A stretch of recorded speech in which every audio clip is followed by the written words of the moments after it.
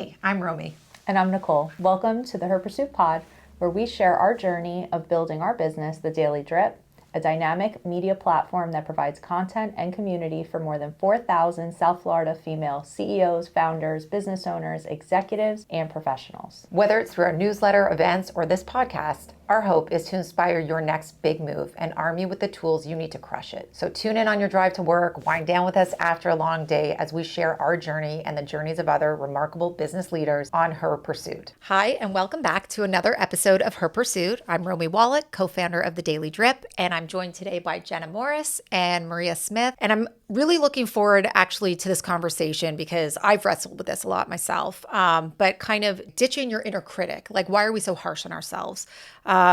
It is a lot easier to kind of believe the bad stuff than the good stuff. So if you had to think about where you're hardest on yourself, like what area of your life or like something specific, like what comes to mind for you? And we'll start with you, Maria. Oh gosh, how much time do we have? How long is this episode? Yeah. We're not solving all this today. Right.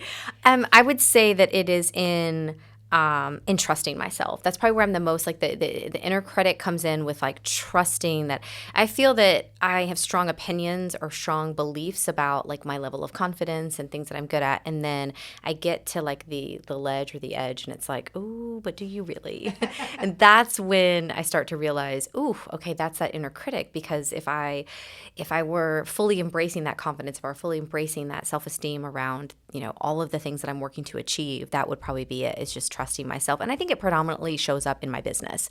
That's predominantly where it shows up in. And I have always balanced that by saying I feel that way because I care so deeply. And so I don't want to mess up. I don't want to screw up. But then I also have to like level set and check myself sometimes and realize like who is this critic that I'm so scared of? Who is this person that I'm so afraid of? And half the time, if I look in the mirror, I mean, it's staring right back at me. So it's myself. And no one else has like told me you're incapable, or no one else has said like you can't do this. It's me who's setting myself back. I think, and I can't remember who said it. I think it's Brene Brown. I cannot remember, but she said out of like the 60,000 to 80,000 thoughts a day that we have, 80% of them are negative. So we are inundated with all of these negative thoughts. A lot of trash talking to yourself. Absolutely. And those are the ones we tend to cling to. So our inner critic, I think, is way more powerful than the external. Than our inner cheerleader and those external critics. Yeah, I think it's actually super interesting to me. Like when I think about it, I think like I would never speak to somebody else like this that I loved. Like I would never talk to my kids this way. I would never look at my husband and speak to him this way. So why do I allow myself to talk to me that way? And I think that I use that a lot of times when I'm kind of spiraling or going down that place of, beating myself up over one thing or another, to say like, why would you talk to yourself like that? No one would, and I don't even have people in my life that would ever talk to me that way. So Jenna, what about you? Like, where does it show up the most? I would say for me, I'm most harsh on how I'm being perceived with my communication. So a lot of just anxiety about how to perfectly word something, or walking away after a networking event and being like, did I really just say that?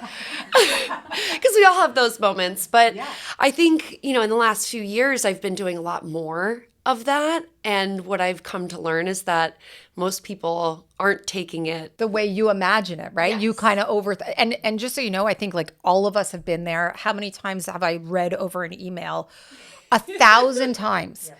Because we're so, and I think part of it, when you talk about communication, especially when it comes to writing, we operate in such a place of like text and email and almost short form that it's so easy for communication, for messaging to get lost in translation. Like what you're saying and how it sounds, but to understand that in a text sometimes it doesn't sound that way. And then you overthink it and you're like, oh my God, should I have said that? They asked for my opinion. I gave them my opinion. Did they mean it? Do they even want to hear that opinion? Yeah. Or were they hoping for something different? And I think there's like a healthy space of like auditing. Like you come out of something, you're like, you know what? Like I actually think I handled that okay. But I also think there has to be a part like where we allow ourselves to say, I could do better next time. It's not exactly how I wish I'd responded. Mm-hmm. It's not necessarily what I wish I had said. but it was in the moment, and live and learn. You know, you're going to go to a million more things, because I think we've all been there, you know. And I think like even our call last week where Susan was talking about her reaction to a client in a moment, I think like we're doing the best we can with the tools in our toolbox, you know. And I think the key is just to keep learning from those experiences and to try and like, you're a lot harsher on yourself, to your point, and I guarantee you like 99% of the people probably aren't even thinking on it. Right. And I mean, I think that's the biggest issue, which is laughable in the end, because when you think about it, it's like, I don't think anyone else is thinking about the amount of critiques that I am giving myself. Like, I know for a fact they're worried about themselves. My mother, when I was growing up, I remember she always used to say, whenever I'd come home and like say something about like, well, you know, we heard so-and-so, and she's like, she's like, worry about you. She was like, you let them worry about them, you worry about you. So she would always kind of focus this backwards. Now, on the flip side, whenever I would feel either intimidated or scared or fearful that I was going to be made fun of or whatever, she's like, you know what? Like, you can't control that. You control you. You focus on you, and you let them do their thing, because you're always going to be faced with those, like I said, those externally facing critics. You know, they're always going to deal with that, because you're not for everyone, and that's okay. But if you can realize that, and I think as raising teens, especially a daughter who's a teen, and I know you've probably dealt with this with Abby, but like it's this whole concept of like, hey, stop stressing about how you look and all these things, because guess what? The girl next to you is thinking the same thing. Exactly. She's not thinking about you. She's thinking about herself as well. So if you just like can resign yourself to the fact that we're all in this together, it takes a little pressure off of this internal critic that we have developed, because I always say I have like a pseudo personality that shows up when I least want her to. And that's very real for us as women in business, right? Like, I think I struggled with this a lot because I started my career like so much later in life. Like, I had such insecurities around the fact that everyone else just seemed to have it all together. Everyone else seems to like feel like they look like they've got it all on lock. Right. You know, they're showing such confidence, and I'm sitting there allowing their confidence to make me doubt myself. Right. And so I think there's a lot of self-awareness that you have to kind of work through to be able to kind of start to quiet the voice a little bit, you know, and kind of like catch yourself and readjust. Because I've struggled with that a lot. So, and it's funny, right? Because it's so easy to believe the negative. So let me flip it on you. And when you think about what you are proud of, like what stands out to you, like you have that you kind of are like, okay, this is the piece I come down on myself. But what do you feel really proud of in what you do? I think the thing that I'm most proud of overall would be the work that I've done emotionally for myself. Over the last 7 or so years, I really committed to going to therapy and working on a lot of those inner voices. And my therapist and I do EMDR. It's eye movement. I don't remember what, but but it's some scientific word. But basically, you go back through your thoughts and evaluate it, and you meet it at the end. And step by step, you kind of realize like, okay, that made me feel this way. Well, why? Why was that tied to an emotion that you felt maybe 5 years ago, 10 years ago, something that you felt when you were 13? And so realizing where those thoughts are rooted in really helps you be more conscious of being more gentle with yourself. Yes. And I think something that I've loved doing is the mindfulness of just talking to my little Jenna and being like, girl, it's okay. We got this. Like, you would not believe the life we're living now. I love that. And I think that it's exactly what we were saying. Like, it's the self-awareness piece, right? Because it is a work in progress to start to like, you know, you hear that stuff and how true is it, right? Like I think that's the other question. Like, you kind of start to ask yourself, like, is this true? Mm-hmm. What I'm saying to myself, is this true? Or is this something that like I'm either perceiving or I'm kind of like coming up with on my own, right? How true is this? Yes. So what about you? Yeah, most proud. And I keep going back, and I thank you, one, for sharing that, because I too went through therapy, you know, spent like 2.5 years kind of immersed in that. And I think I think the world needs a therapist. Like, we need a hug, a therapist, and maybe a stiff drink. I don't know. Yes, I can tell you right now, you got 450 emails from me in between sessions. Like, oh my God, yes. For real, because that's how I process. So I'm like, So I really appreciate that. And I think that kind of going back to what you said, like I love the reframe of this, of like what we're most proud of, because yet again, not that I mean, like I do love Brene Brown, but geez, I just keep like bringing her up today. But I mean, she is like the mother of us all, I feel like. But you know, she always says like if you go out looking for the negativity, like you will find it. You will absolutely find it. So we find what, and the interesting thing about even just like the neuroscience of how our brain works and operates is like we come from this place of comfortability. We come from this place of like our brain wants to tell us what we want to tell it. So it wants to help us buy into our own narrative. So if we then shift it to, but I am capable, I'm strong, I'm all of these things. Like we sometimes jokingly laugh about like these affirmations and all this stuff, but they truly do work and they're powerful for our kids and everything. And I think probably the you know, you asked about my proudest accomplishment or what I'm most feel best about would be one, I mean, being a mom and raising my kids in that way to empower them to feel very positive about themselves. I love that you mentioned the inner work, because I think initially I was like, okay, well, I'm proud of like starting my business. What I am. But I would say I am most proud of the fact that for years I have been writing a monthly letter to myself. I write them at the end of every year, and then I open them I pick one day every month, and every month throughout the year I open them. And the cool thing about it is it's a process that actually a sorority sister of mine designed. And you write the letters all kind of in over the span of a couple days. And then you fold them up, and you don't know which letter you're going to open in the month. So you kind of rearrange them, you put them in envelopes, and then you mix them all up, and then you just start labeling them January, February, March, April. So as I'm about to read another one of my letters this Saturday, it's a great reminder, like it just all the things, like you said, like I'm writing all of those things to myself. And so it sparked an exercise that I do with participants of my workshops to write a letter to themselves. And I know it's hard sometimes, like you have to get in that practice. So I do tell them, what would you say to Abby? What would you say, what would you say to your husband? What would you say to your niece, your nephew, your son, your daughter, whoever it might be, your best friend?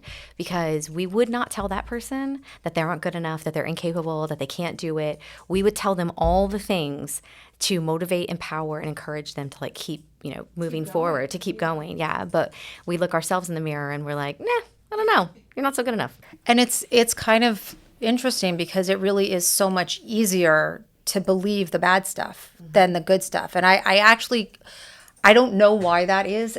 But I do know it to be true. And I think a lot about this because on the one hand, I can sit and look and think like, I felt behind when I started my career, or not behind. And I had no regrets about the choices I made. I wouldn't trade it for anything, but I was stepping into all these rooms and feeling like so insecure, so behind everybody else. They had been doing excellent for all this time. And when I think about it now, I think, why wouldn't I look at it and think like, good for you for getting started, good for you for actually doing this at this stage. Like you have just as much reason or whatever to be in this room as anyone else. Like that is so much harder. Yeah.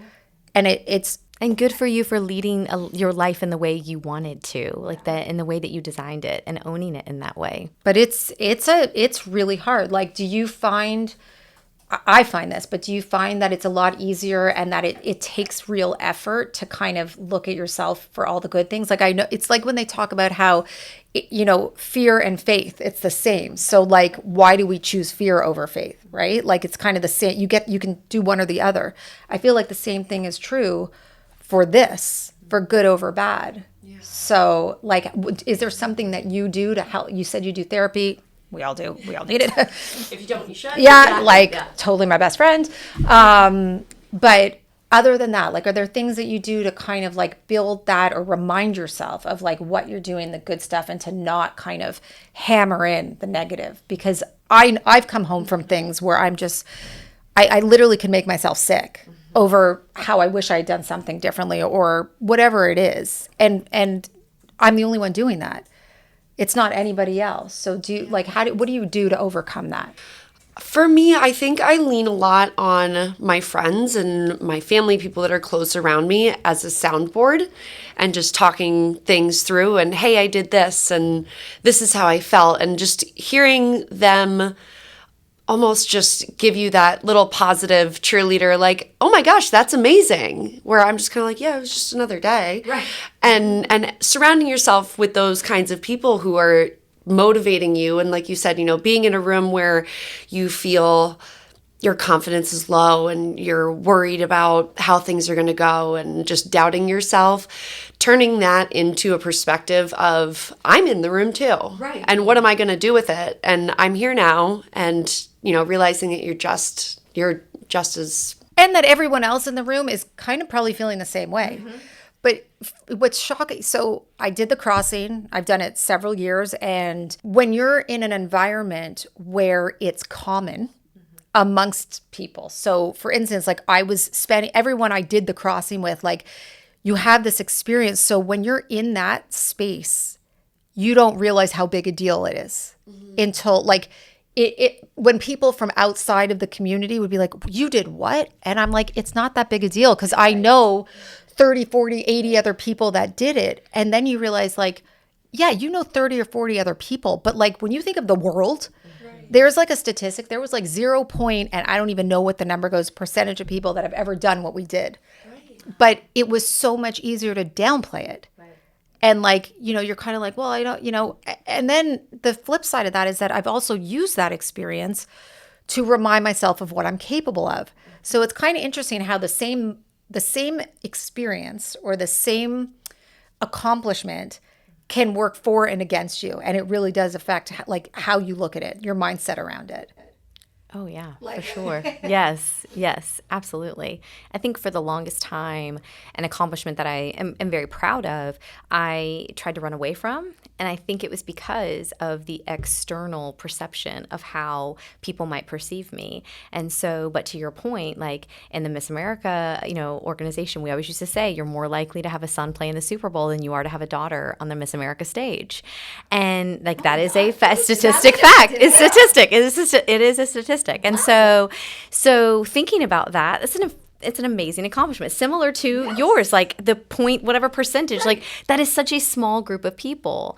And so therefore a while, I think, to your point, I was amongst all of my pageant fam and all my friends and everything. So it's like, oh, it's not a big deal. Like, like I worked 4 years for it, but I did the visualization. I did all the things for it. I worked 4 years, to where when that moment happened, I was like, okay, yeah. Cause I've visualized this, I've come here, and I think I was probably more confident at that time. It was when I got out into the real world after my time was up and I was no longer the title holder that I started to internalize how people might perceive me. Do they think I'm smart? Do they think that I'm, that I can communicate effectively, that I'm, intellectual and intelligent and personable and all of these things, because they might have a perception of pageantry as one thing. So therefore, let me just feed into that and discount and downplay that particular accomplishment. And I think the interesting thing is the further I got removed from it, the more I started to reclaim it, because I realized, no, that was a really amazing time in my life. Like it paid for my college education. I made $50,000. Like when I tell people that, they're like, what? Yeah. Like, yes, I made $50,000. At that point, I'd be like, judge my ass all you want. I didn't yes. Right. Yes. How did you? Yes, exactly. Are you still paying off loans? Right. Maybe. I'm not. Like, and so I think there were things that I was able to leverage to say, this is what I take. And I think that's probably the biggest thing I would say for like just the inner critic and everything. And even when I have those small conversations where I walk away and I'm like, ooh, I don't know if that person liked me. It's because I've made this assumption. I've made this assumption about the situation. And then I've started to, and then that feeds this narrative that then I continue to tell myself. So then I show up the next time and maybe I'm not as myself with that person because I'm fearful that I've bought into that narrative. Like, oh, I don't think that she liked me from the last time. So maybe I'm just going to like play smaller and just see if maybe I make myself more palatable. When all along, whenever I've addressed that, the person's been like, girl, like, you're amazing. Or I thought it was awesome.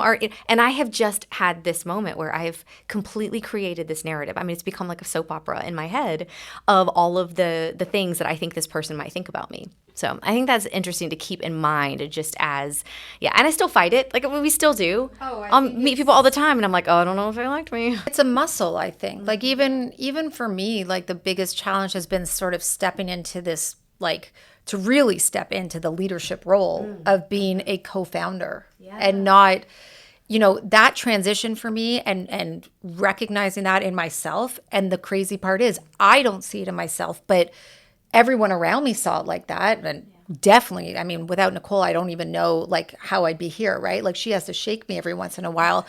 But it's true because it's new, because I didn't feel like it wasn't something I set out to do. it's just this organic thing that happened. And all of a sudden I was in there. And so then you go through that whole thing, like, who am I to be doing this? Like, what business do I have, like, in this position? How did I get it? And then it's, you know, you look around and you're like, I have just as much business as anybody else. But the default is always easier to the negative. And how to get around that. And for you also, like, you have a really important role. You work for a nonprofit, for Gilda's Club. You do incredible work, and you're young. You know, so, and I point that out because that in and of itself, like, you have to engage with people that have been doing your role for 10 years or 20 years in advance. So being able to, like, go in and hold your own in a room like that, that's a big deal. You know, and that must come with its own set of challenges. Like the way I felt walking in when I first started my career, like, you look, everyone always feel, it looks like everyone else has got it together. Right. And then you find out from the people at the top that they're as messed up as you are. Right. They're as insecure. For real. Like, it's shocking, actually. And it's nice opening up that dialogue. Like you had said, you know, when you have that conversation with that person, they're like, what are you talking about? I wasn't even thinking of that. Having the confidence to even say those things and ask those questions and open up that dialogue, usually you'll hear the same feedback of, I wasn't even worried about that, or I didn't even notice. And then I think it starts to be a habit where you get proven yourself wrong enough times and you're like, okay, maybe I don't need to dwell on these things. And like you said in the beginning, the statistic of 80% of the thoughts in our head in a day are negative. Any changes you're going to make and growth is uncomfortable, but it all starts with realizing that it happens and then making that shift. Okay, hey, I noticed, you know, I'm thinking negatively about myself right now. Why am I doing that? And like, let me give myself a little pep talk, you know, and talk it up. And over time, it can change, but it takes work. It's an everyday thing that you're in your own head, whether you're driving home in the car with no music on. Right. Love it. Decompressing the day. Well, and I think there's something, you know, it's one thing to have, you know, your cheering squad, your people. Like, you know, I'm very blessed. I have a supportive husband and my kids are awesome. My mom and Nicole and all these people. But the reality is they can tell you over and over again how they see you, what they see, what they think of you. And it's all of that. But it really has to come from inside. Like that's the hard part. It's like, while I appreciate all of that, it's not like this thing that then is like, oh, okay, yeah, sorry. I now I see it. It's like, it's a process. Like you said, it's like working a muscle every day to like hype yourself up. Like, you got to be your own hype girl. Mm-hmm. Yeah, you're literally building like a new neural network that's like positivity. I mean, you're trying to, that's why I love, you know, the movie like Inside Out too. Like, cause it really does paint the picture of like what happens in our brain when we're thinking all the things and the feelings and the emotions and the anxiety and the stress and all of that. And I mean, there are so many different like responses and triggers that are happening within our brain. But yeah, I mean, it's uncomfortable to create that narrative because that's foreign to us, which is so ironic. Like, it shouldn't be. That should be the thing that but Barbara Alta said, like, the hardest thing you'll ever do is trust yourself. Like, it should be the easiest thing that we ever do is trust ourselves. Like, and I feel like we're along the way, because I feel like when I was younger, I had that trust in myself and I had that confidence in myself. Like, where did I lose that? Who diminished that for me? And did I do it to myself? And I think that's sometimes the conundrum that I struggle with, is like, when along the way, because like when I was competing and all of that, sure, I had some self-doubt and some self-limiting beliefs of different things, but ultimately I was like, no, I'm like a rock star. I can do this. Yeah, like, I've wanted this since I was 8 years old. Like, I'm gonna go do it. So when I won, I'm like, of course I won, like, because I can do this. And so it wasn't like that I was arrogant. It's just that I had told myself for years and years and years and years, like, this is what you want, this is what you're gonna go do. And so I sometimes wonder, and especially I think in my entrepreneurial journey, because I don't know that it was something I always like dreamt of or wanted, that when I was like felt called to go do it, I'm like, whoa, like, this is way foreign to me. So I don't know if I'm cut out for this, because I knew I was cut out for that. I'm not so sure that I'm cut out for this. I think you hit on something that's really poignant, which is the fact that like you didn't set out for this. Like, I didn't envision this. Yeah. You know, this wasn't, even for us to this day, like, the Daily Drip did not start out the way it looks today, right? It started as this little idea that we had, and it was for a variety of different things. And it's evolved over time. So it wasn't like I went into it thinking, I want to be my own boss. I want to have my own business. I want to do this. I did feel that I had something to give, something to contribute. I just didn't know where to channel it. And I think for me, just coming out of like the parenting journey and going into like parenting adult piece, there was like, I was always super confident as a mom. Like I felt really good about the kind of mom I was. Like, not to say that I didn't fuck up, we all do. But I felt good about how I showed up for my kids, about what I'd done in that aspect. And so instead of recognizing that the same skill set that I used to do that was still applicable in the world, and that these skills are transferable, and to use that as confidence, I kind of was like, how did this happen? How did I get here? And do I deserve it? Like, you know what I mean? Like, what business do I have leading other people when I feel like I don't know where I'm going? There's a lot of that goes on. And then you hear the feedback. And I think that's what gives me pause. Like people are like, thank you. You have no idea what you've done or what this has done for me. And you're like, I mean, there's just nothing better. There's no more rewarding feeling than that. It's that validation that we don't necessarily seek, but it comes, and when it hits, it's like it's necessary because we needed to hear it to reinforce like why we're doing it. Even though we could tell ourselves, it does feel nice to hear someone say. I mean, I'm sure it's got to feel nice when someone like looks at the work you're doing at Gilda's and says like, your organization helped me do this, or family. Right. That's why that's I do got to help. what I do. Right. Is that feeling of like, I made such a profound impact in a positive way on someone's life. And to be honest, that's what gets me up every day and allows me to work so hard, because knowing that, whatever hard work and planning we're doing and emails I'm sending and whatever else, it's all building up to something.